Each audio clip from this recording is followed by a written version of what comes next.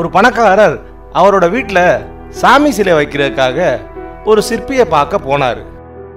அவர் போன நேரம் அந்த சிற்பி ஒரு பெண் கடவுள் சிலையை செதுக்கிக்கிட்டு இருந்தார். கொஞ்ச நேரம் அந்த சிற்பி செதுக்கிறதையே வேடிக்கை பார்த்து கொண்டிருந்த அவரு கீழே ஒரு சிலை விழுந்து கிடந்ததை பார்த்தாரு. அந்த சிலையும் இப்போ செஞ்சுக்கிட்டு இருக்காரு அந்த சிலையும் ரெண்டும் ஒரே மாதிரி அச்சு அசலா இருக்கு. உடனே பணக்காரர், ஒரே கோயில்ல எப்படி ஒரே மாதிரி சிலை? இல்ல இல்ல இல்ல, இந்த ரெண்டு சிலையும் வெவ்வேறு கோயிலுக்காக தான் செதுக்குறாங்க அப்படின்னு சிற்பிட்ட கேட்டாரு. இல்ல ஐயா, கீழே கிடக்கிற சிலை உடைஞ்சு போனது. பணக்காரர் ஆச்சரியத்தோட, என்ன சொல்றீங்க?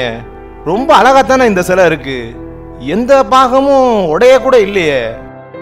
ஐயா, அந்த சிலையோட மூக்க நல்லா கவனிச்சு பாத்தீங்கன்னா சின்ன கீறல் இருக்கும், நல்லா பாருங்க.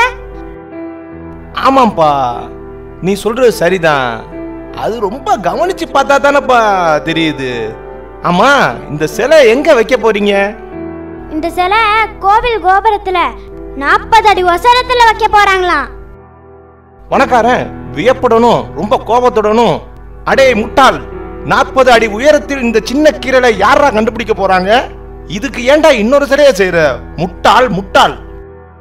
ஐயா, நீங்க சொல்றது சரிதான், அந்த சிலையில கீரல் இருக்கிறதுக்கு மத்தவங்களுக்கு தெரியாதுதான், ஆனா எனக்கு தெரியுமே. நான் எப்ப அந்த கோவில் பக்கம் போனாலும் வந்தாலும் எனக்கு என் தொழில உள்ள குறை என்னை உறுத்துக்கிட்டே இருக்கும். அதனால தான் நான் இன்னொரு சிலையை செய்யறேன்.